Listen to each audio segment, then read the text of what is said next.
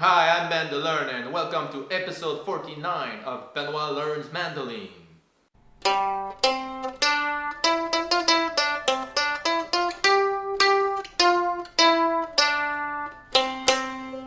Yeah, ladies and gentlemen, something terrible happened. I broke a pair of string on my mandolin and I don't have any backup strings. So what did I do? Well, I decided to order a new mandolin on internet. So this episode is probably the last one featuring this instrument as the main one. I might continue to make some experiment with it, but I'm really eager to play with my new mandolin, which will be unveiled for episode number 50. Now it's not so dramatic. It's not so dramatic to lose a pair of strings, especially that it's the fourth pair. So this is the thinner strings, so I still have the three first to play. So no problem, I can still play the mandolin, just cannot get the range that I would normally. So that it's more difficult, but for chord, it's still possible. It's still possible because sometimes you just need three strings. So for instance, if I want to play the G chord in major, well, no problem, just one finger. Now I would put this finger here, but no need because I'm already playing G, D, and B. So that's the complete chord. Same thing for C. Wow! G, E, C. No big deal. Sometimes it's even better, especially for some chord that I need to block the fourth pair to play it properly. Like for instance F, which is this one. Now I can play freely. I don't have to care about touching the fourth pair of string. Now the problem is that when I'm gonna receive the new mandolin, I just don't want to take bad habits. That's not the good thing to do. So basically today I want to present to all of you where I am in the progress in the chord. Well, in a few episodes back I presented some really easy chord, but now I understand that there's like a code for the chord on the mandolin, and because the mandolin is an instrument that is tuned like the violin, what I mean is that each string has the same half tone in between. So for instance, if I'm playing on the 7th fret and I play on the open string of the next pair of string, well, it's not exactly the same thing, I realize it, but it's a cheap mandolin, so I hope it's gonna be slightly better on the other one. But that's the concept. So that introduced the concept of movable chord.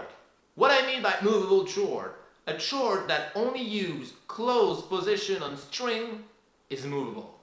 If you use an open string, for instance, we use this one for G, then it doesn't really work. However, if we use a closed position, like for instance A major, and we move, we get A sharp major, B major, we go down, we get A flat major.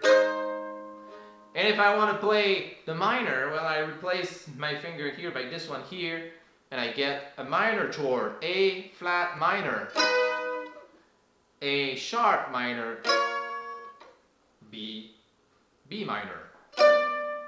So it's very easy now to play, at least if I know the pattern.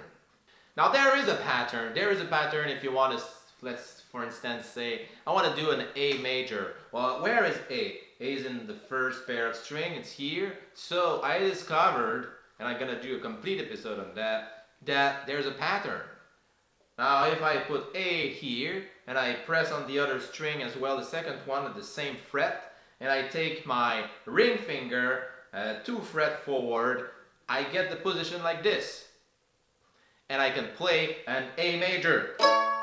If I want to play the minor, that's easy, you just put my major 1 position behind. So this is for the first string. Then after that I can move it all the way. Now the second string, if I want to play a chord of a note on the second string, for instance we take F, like F here.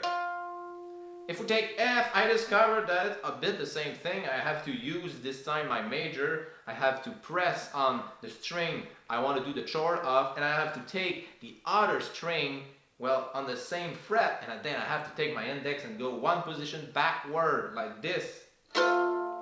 Yeah, it's not sounding super well always. I'm not having enough calluses on my finger for the moment, but that's the principle, and it's still movable. And now if I want to do a minor chord on a note that is on the second string, I just have to take my ring finger, and a bit the same principle. If, for instance, if I want to do F, I press my ring finger on the F, touch the second other pair of string, following like the third pair of string in fact. And I take my index and I go two position backward now this time. So this is a minor chord. This is incredible. Now for the third pair of string, if I want to do a chord of a note on the third pair of strings, I just have to take my pinky finger and put my finger on that note. Well, let's try D. And then if I want to do a major, I have to take my ring finger and going here on the second string, like one position, one fret backward. And if I want then to finish the circle or the cycle, I take my index 3 fret backward on the first pair of strings. And it's still movable. Of course, I would have to press on the fourth pair of string, or at least press it just a little bit, not to make it sound, but the principle is the same. Now there's another way to do D major, but this is the pattern for every major if you have to do the note on the third pair of strings. Now if you want to do a minor, well, it's almost the same position, so instead of using the ring finger, use the major, and it's 2 fret backward on the second string. This is a minor. This is what I discovered. Maybe it seems very complicated. Maybe if you're a pro mandolin player and you happen to lose your time watching this video, you might say, well, I didn't even realize that. It's been so long, I know that. But me, I'm an engineer, I want to break the code on everything. Now, specifically for D major, it's not the easiest way of doing it. There's another way of doing it. You can press your finger here and then your major on the fourth pair of string, but guess what? I don't have it. It's broken. So it sounds Celtic. The problem with this one is that, yeah, it makes the job, but the problem is that D minor is also using the same fret on the first string, but it's using the first fret of the fourth string. But I don't have this string. Well, guess what? It sounds exactly the same. So that's crazy. Now for the next week, what I'm gonna work on. I'm gonna work on not just playing the chord like this, but playing separately.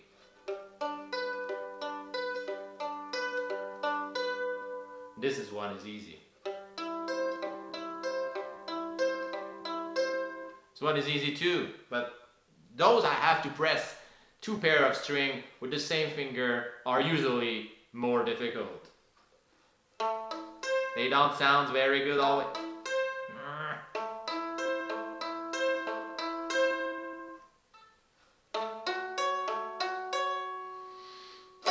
This sounds well. This sounds like, okay.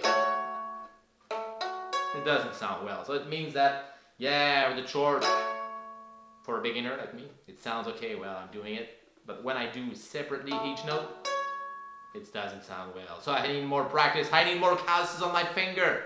This is what I need. And I also need that you like this video and that you become a follower of this channel. I'm so far at 74, so let's aim 75 after this video. For those people who have watched the other video, of notice this video is much longer. There's a reason why I finally broke free of Instagram. The reason why my videos were so short is because I was forced, because I wanted to put them on Instagram to do 1-minute video, and it's not a lot, so the only thing I could do is present a song. Now the next video is gonna probably be the unboxing of my mandolin, but what I can say is that it's always gonna be a bit the same format. I'm gonna play a music at the beginning, but then after that I'm gonna explain more things, and maybe I'm gonna play the same music with additional technique or freestyles. So I encourage you to learn, to go into your passion and to practice. The more you practice, the better you become. It was Ben the Learner with Learning Mandolin. See you next time.